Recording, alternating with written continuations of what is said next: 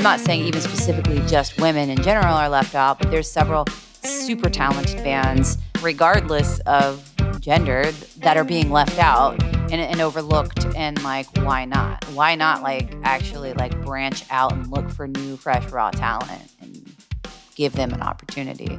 That's what I don't see a lot of, and I don't really understand how that could be sustainable or successful. Because, you know, you see a lot of the same tours coming through and the same festivals, and it's like, you've seen these bands a million times.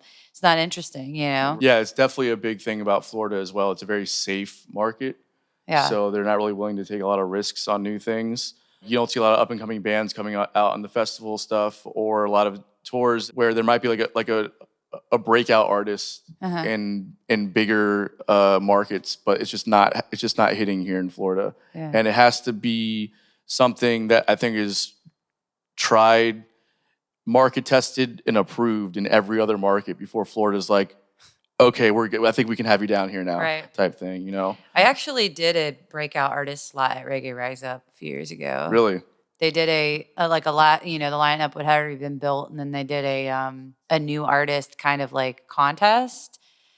It was vote based, and I guess like all of Florida votes, and whoever got the most votes ended up on the bill. And you got that? Mm-hmm. That's awesome. What was that for you. experience like? It was amazing. Yeah, it was awesome. I mean, we had 1,000 people sitting there at our set, which was amazing, you know? That's awesome. But I would have never gotten that opportunity if it weren't for, you know, allowing people to speak. So maybe that is something that some of these local festivals could do, is like allow for like a breakout artist on the lineup for some of these festivals, you know? Yeah, I mean, Their supporters vote them in. I have so many opinions on what some of these promoters should do for festivals, and I think that some of it's just like keeping your ear to the ground and understanding like really watching who's doing what and how they're doing it. Like you're saying, a lot of it is, well, this is just my friends, I'm going to put them on the bill, and that's a terrible business model. Yeah, I think that I'm not totally against that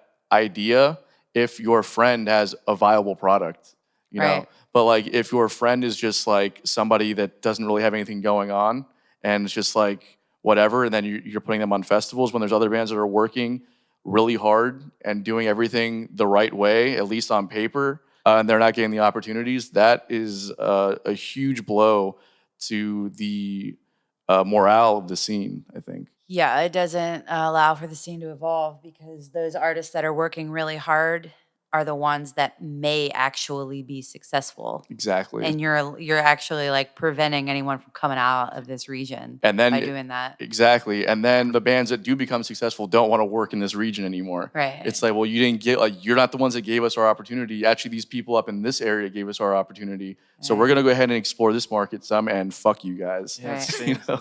It's true. I don't know what quota was, whatever, about if you work real hard your whole life, you still can fail.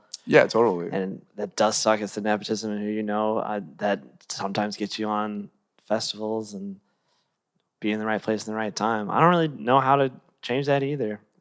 I don't think what are you gonna do? I don't think that ever stops at Except any for level. like boycott going to festivals, like we want new music or something. Yeah. I don't know. I think that the idea of getting a label going here would be actually a really great move in the right direction, because if you've got the right minds behind that with a goal of like developing artists and maybe some artist management and representation, then you might be able to make some of that change. Totally. You can bypass whatever current gatekeepers are here, you know, Yeah. and Or even by way of maybe not necessarily bypassing, but partnering with whatever gatekeepers, you know, and it's like this exchange of we get like 5 slots on the bill or whatever for an exchange of this or what.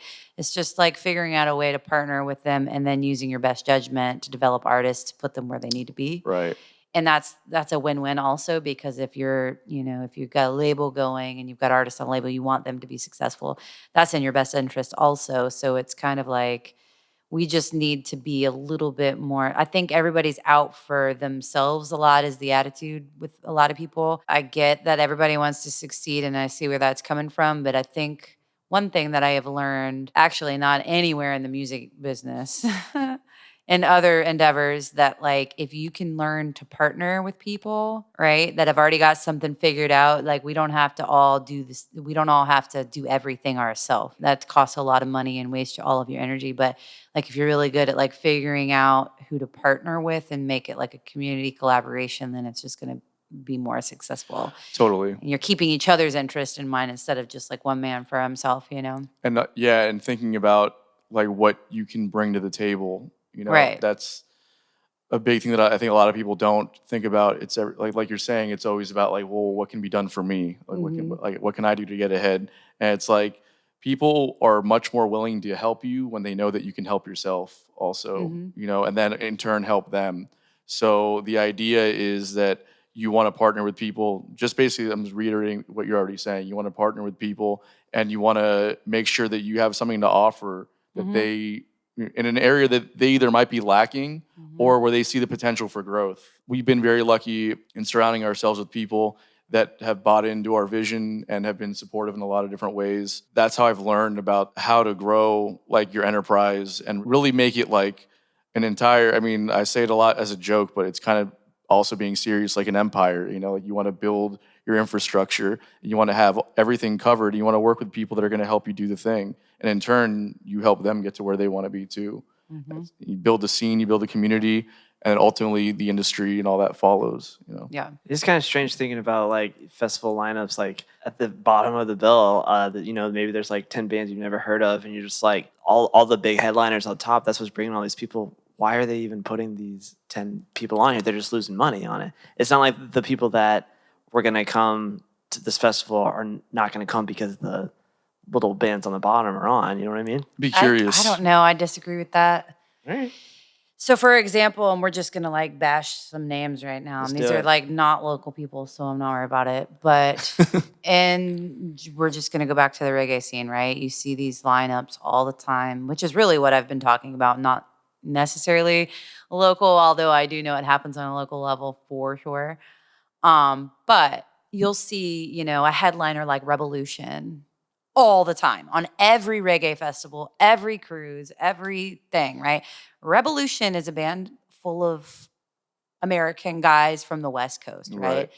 And every time they're coming through, you know, Florida here soon, it's like, who's the headliner? Revolution. Who's the support down the line? Steel Pulse. Right. I've You seen know that. what I mean? It's Like, ridiculous. how does that make sense? You know, Steel Pulse is like a legendary reggae band, authentic reggae band, you know, from Jamaica. And they're been around for forever, and they're supporting Revolution, who is this like white boy West Coast reggae band from California or whatever. Right. And it's like, Which basically just took everything from Steel Pulse and the bands that came before. 100%, like, So it's just like the irony in that. But do you think, so I would I'm not gonna say I would never, but I would be very unlikely to go to just like a Revolution show, just because number one, I've seen them before, and number two, it's just they're not my favorite band. But would I go see Steel Pulse all day? Yeah, totally.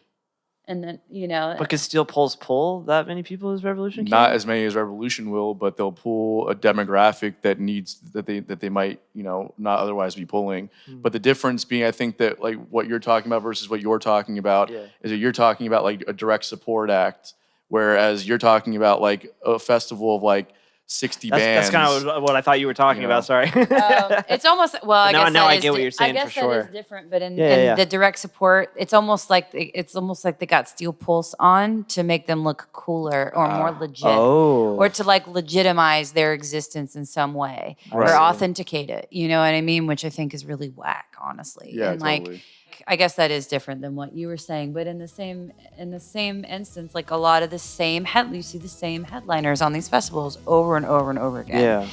And no, I wouldn't go see that same festival over. I don't care how big they are. I've seen them. Okay, cool. I've seen them 5 times. Whatever. Who's on the bottom? Right. You know what I mean? Like, who's new? Who's coming up?